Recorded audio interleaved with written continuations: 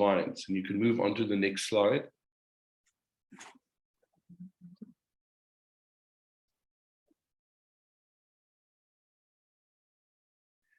So, but we very soon realized that it's not only about the old vineyards, it's about the people that are looking after these old vines.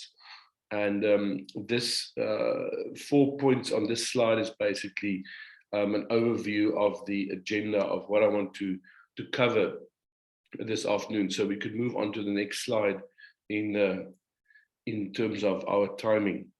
So there's a quote from Tim where he's noticed that a lot of his prize-winning wines and winemakers has got a part in old vines, and we've just finished Cape Wine last week, which is the biggest South African wine show in the world here in Cape Town, based out of here.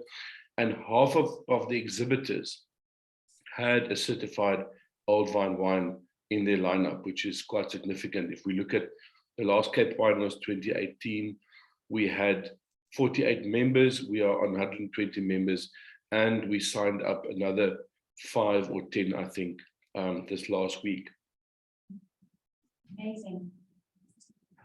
Okay, so then the bottom line here is that we've got a problem with the financial viability, and I think that this has been touched on during today already, that the temptation is to pull out vineyards, and that's what we're trying to curb, is to keep vineyards in the ground and keep our farmers in business and our vineyard workers with their jobs. That's our timeline, where Rusa started in early 2000s searching for old vines and also traveling to taste old vine wines and to try and understand why are these wines so special.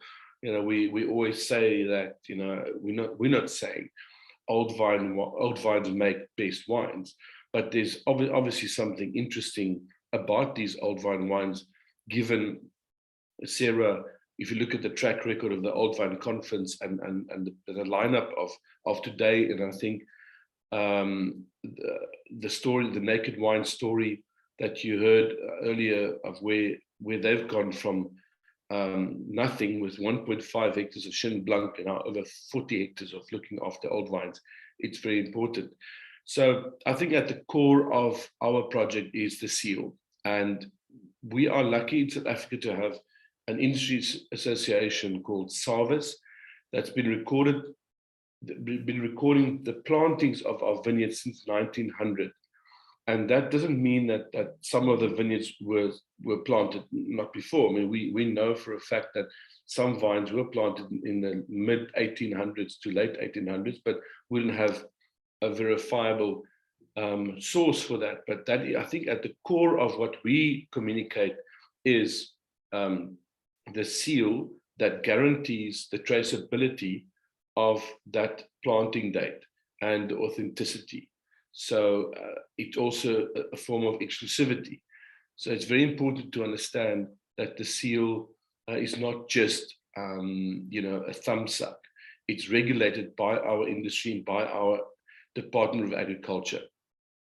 And I'll take questions about that later. And then so the triple bottom line for us is we realize it's not only vineyards, but it's our people, and there's an economic value to it. So we try to build a business model between the grower and the brand owner to make it more feasible for both of them to raise prices, raise the image.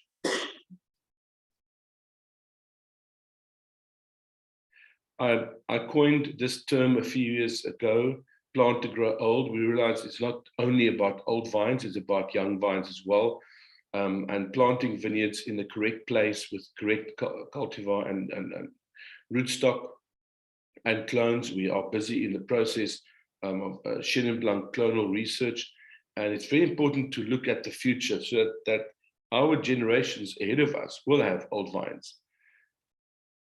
And climate change, of course, plays a big role. So what happened was we created a category with our drive. So that's an example of a restaurant in Stellenbosch who actually created a category on their wine list. So if you look closely on the left-hand side, our logo is next to our wines that are members of the Old Vine Project. And you go into a wine shop in Cape Town, and there'll be an old vine category, which has never been there. It was always just white wine, red wine, Cabernet Sauvignon, fair trade or whatever. And we actually managed to create a category through our communication. I mentioned our social impact.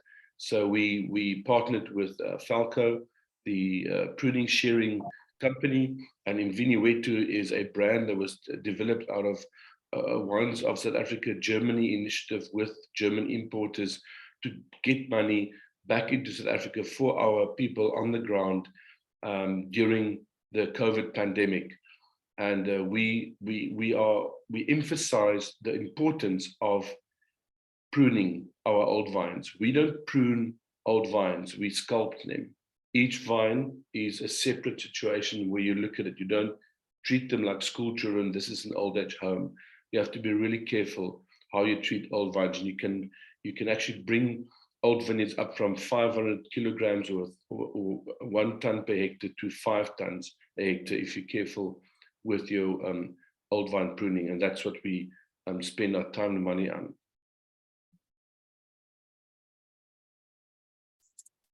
So I thank you for your time, and I'm going to hand over to Derek to talk, and then we'll take some questions and have a panel discussion.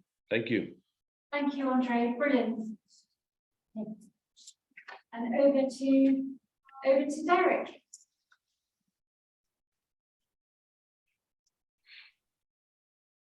He's on mute. You can hear me now, yes? Can you hear me now? Thank you. Yes, yes. Just getting you back on the screen. Sorry, I didn't have earphones for my computer, so I am simultaneously, that's why I appeared twice, on my phone and on my ear. I'm going to try and complement what Andreas said and compare what is a complementary experience. The ABCs, I want to do a quick synopsis. The rules of the road that our group came up with, because this is kind of at least like a self-imposed kind of DOC in a way. A few ideas on what we think, what I think, what made it work, and then on to discussion. This was 11 years ago that this was signed into being as a guild, as an asociación gremial, which was what we did in front of the government so that we had a status and that we could get funding that helped us together, etc. But it also was under our control. It was actually, it's actually rather formal and rather litigious that we have to have, how do you say, board meetings, etc., but it was well worth doing.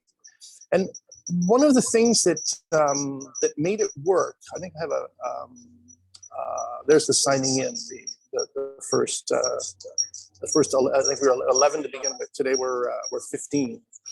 We did like group sessions, which I suppose are what we're doing with this Old Vine conference. But we had some kind of communicators who allowed us to suss out what it was we really needed. And for example, we looked at doing like a seal on the bottles, and what we decided was what we needed was, how do you say, a more ambitious kind of DOC that got involved in the labeling of the wine, because we're all making the same group from the same area. Here are the rules of the road. The grapes must be dry farmed. They must be bush trained, no wires or cabling. Our minimum today is 35 years. I don't think there's anyone less than 50, and most are much older than that. Ours, for instance, that saw on the today is 1910. They're all in an area that's known historically as the Secano Interior, which is kind of the original kind of the colonial, where the país comes from in Chile. It's kind of the rain shadow of the coastal range. We started with less percentage, and then we upped when we realized that most of the partners are 100% Carignan, but we allow 85, so that so we fit with the legislation of various importing countries. But the 15% of grapes that are not Old Vine, Carignan, Gobelette, etc., must be Old Vine and from the same neighborhood, obviously. We're very hands-off in the sense of the style of the wine, whether it's made in amphora, whether it has barrels, whether it's food, whether it's cement, eggs, etc. But what we insist upon is that it is 2 years until release. So there's no one's doing a nouveau Vigno or any such thing. And we have a very clear mechanism for how someone enters the group, that they're formally recommended by one of the partners, that they send wines, they attend meetings. We all regularly visit each other's farms, so we're more or less in tune of what we're doing. We received, for example, Jamie Good and Madeline, the MW, and some others at 2 of the farms of Vigno, and we showed half of the wines at one and half of the wines at the other. So there's a kind of a wonderful sharing and working together that we'll get to in a minute. This is how we did the label. Now, this is very aggressive, I think, for what the Old Vine Conference needs. But what was important in this is that no one could bring in a brand that they had. This couldn't be, how do you say, a larger company in Chile that had a brand within their portfolio that Vigno was that brand. Not allowed. It is Vigno, and it is by Garage, it's by Undaraga, it's by De Martino, and it's just that wine with that signature and nothing extraneous, nothing in between. These are the labels, more or less current today, and you can see kind of that as a product or as a marketing exercise, one recognizes this. I'm actually in Ann Arbor, Michigan at this moment, and when I flew up to Atlanta, 2 people next to me on the plane said their takeaway from wine in Chile was Vigno, having no idea who I was. So this is a reality. This is the area. It's like a smaller portion of Maule than the entire Maule. And this is to give you an idea.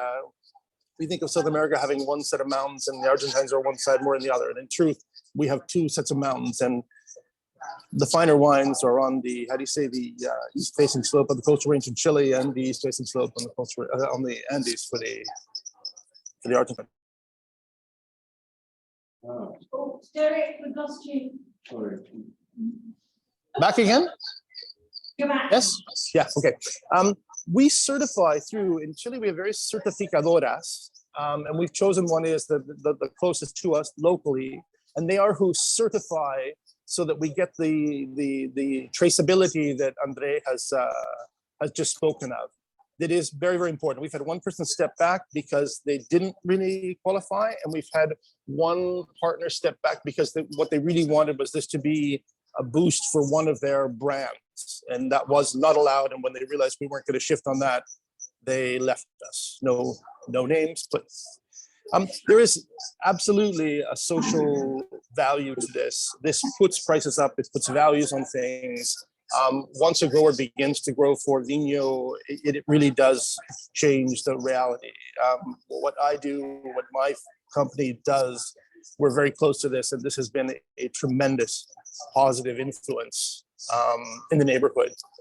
Why I think this was successful, and what we've learned all of us over the years, is that this worked because winemakers had a very special relationship with the owners. This didn't have to be approved by the marketing department. I know that sounds backwards, but I think there is a certain, how do you say, group of people, a certain kind of person who's approached these early conferences, and I think they have the best interest in mind, and I think we should not let that drift too far away. I think for the right reasons, this can work much better. And I think it's very important how that group works together. You really have to forget you and the individual company that you work for and think of the group. And I'm not sure when we'll ever get the proper psychological explanation for this, but your vineyard, how do you say, your winery will sell more wine if you think of the collective instead of your vineyard. I'm sure Andre has a very similar experience. We had one bit of a tumble on the road where in Chile we have large wineries, as I'm sure some of you know. We have mid wineries, we have small wineries. We had one small little tumble on the road where the large tried to insist that they were worthy of more voting power, shall we say. And I think as you form these groups, you have to be very careful that everyone has something to give to the group, and we can't have One, because they're, how do you say, paying more, have more control. We have to be very controlled. I think we have to be very sure that there's a proper mechanism for governance. Paulo Morende very famously put up his hand and said, stop, stop, stop, when someone wanted to insist that the large should be more powerful, and asked everyone how many kilos of fruit from Canadiana they produced each year. And of course, it was the inverse of what people thought. And Garrett's Wine Company should have had 3 votes and Valdivieso 1 based upon our production. So it kind of, it made that idea impossible, and that was a very positive influence. I include the earthquake because it put the magnifying glass on Chile. And I say it in the sense that sometimes there's difficulties on the road that are very good for the soup, that we shouldn't, we should, how do you say, out of crisis, there can come opportunities. And I think it's very important that all who join the group are not joining the group to benefit, but rather to contribute to building something bigger. And to come right back to what I think Andres has said more than once, that traceability leads to credibility, leads to opportunity. And that's all I have. I'm not sure how to stop sharing here so we can have a discussion.